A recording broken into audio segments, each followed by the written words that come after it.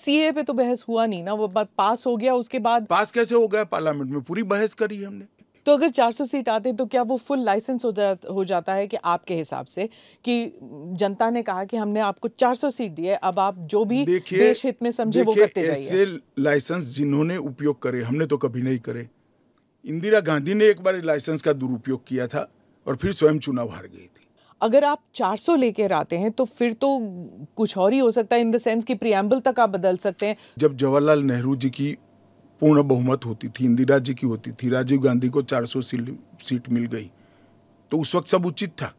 आप कहते हैं कि ये राजनीतिक नहीं है, लेकिन आपके जो राजनीतिक स्पीचेस हैं, तेलंगाना में आपने कहा, जब आप अपने वायदे गिनते हैं कि ये वायदे हमने पूरे किए, तो सीए भी उसमें है, तो इसमें राजनीतिक कहाँ से हो गया? तो फिर आपके तो हमारा एक वादा था कि देश के अर्थतंत्र को सुधारेंगे, तो क्या अर्थतंत्र मत सुधारो, पॉलिटिक्स कर रहे हो। फिर राजनीतिक कहाँ से हो गया?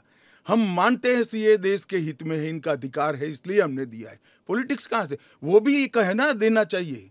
अगर राजनीतिक फायदा है तो उनको कौन रोक रहा है? पर सीए पे तो बहस हुआ नहीं ना, वो बात पास हो गया, उसके बाद पास कैसे हो गया? पार्लियामेंट में पूरी बहस करी हमने। तो अगर 400 सीट आते तो क्या वो फुल लाइसेंस हो जाता है कि आपके हिसाब से कि जनता ने कहा कि हमने आपको 400 सीट दी है, अब आप जो भी देश हित में समझे वो करते जाइए। ऐसे लाइसेंस जिन्होंने उपयोग करे, हमने तो कभी नहीं करे। हमने तो जनता ने जब जब आशीर्वाद दिया, बड़ी जिम्मेदारी के साथ देश चलाया, चाहे अटल जी हो चाहे नरेंद्र भाई। इंदिरा गांधी ने एक बार लाइसेंस का दुरुपयोग किया था और फिर स्वयं चुनाव हार गई थी। तो इसका भी मैकेनिज्म पड़ा है ना। जो लाइसेंस का दुरुपयोग करेगा उसका भी मैकेनिज्म है। हमारे 5 साल के बाद पब्लिक के सामने जाना है, यहां समाप्त नहीं हो जाता है। ये आप कह रहे हैं, लेकिन जैसे फॉरेन मीडिया को अगर आप देखें, वो कह रहे हैं कि एक के बाद एक जो आपने किया है, चाहे ट्रिपल तलाक हो, 370 हो, सीएए हो। एक सेकंड, फॉरेन मीडिया को पूछे उनके देश में ट्रिपल तलाक है क्या? नहीं है। उनके देश में मुस्लिम पर्सनल लॉ है क्या? उनके देश में एक भी स्टेट में 370 जैसा प्रोविजन है क्या? पर हमारे में हिंदू लॉ भी तो है, सक्सेशन लॉ है। इसका नाम हिंदू लॉ है, वो देश का नागरिक कानून ही है। फिर मैं उसी सवाल पे आती हूँ, चाहे सीए हो, यूसीसी हो, या यूसीसी नहीं, सीए हो, या फिर 370 हो, ट्रिपल तलाक हो, ये सब आपकी मेजॉरिटी की वजह से ये सब स्मूथली हो गया। अगर आप 400 लेकर आते हैं तो फिर तो कुछ और ही हो सकता है, इन द सेंस कि प्रियम्बल तक आप बदल सकते हैं, सोशलिज्म हटा देंगे, सेक्युलरिज्म हटा देंगे। हमारे संविधान की रचना करते वक्त ये सारी चीजें बहुत सोच समझकर बनाई गई हैं।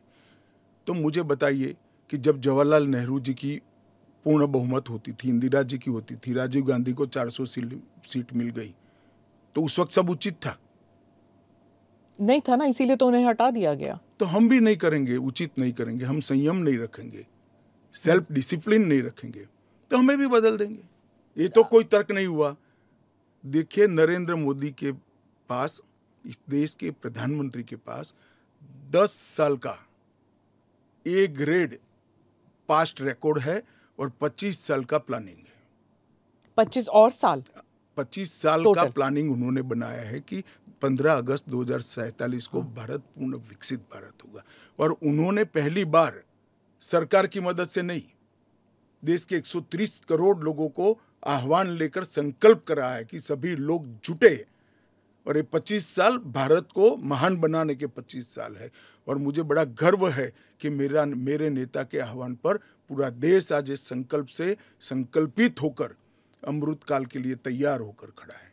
इसके साथ साथ इस देश में गुड गवर्नेंस, इस देश के अर्थतंत्र को दुनिया के प्रमुख अर्थतंत्रों में शुमार करना, दुनिया भर के टेक्नोलॉजी और R&D के लिए एक प्लेटफॉर्म बनाना, भारत को मैन्युफैक्चरिंग का हब बनाना, भारत को हर क्षेत्र में आत्मनिर्भर बनाना, इस देश की शिक्षा व्यवस्था को दुनिया के साथ और दुनिया से आगे ले जाने का प्रयास करना, ये सारी चीजें हमने करी है।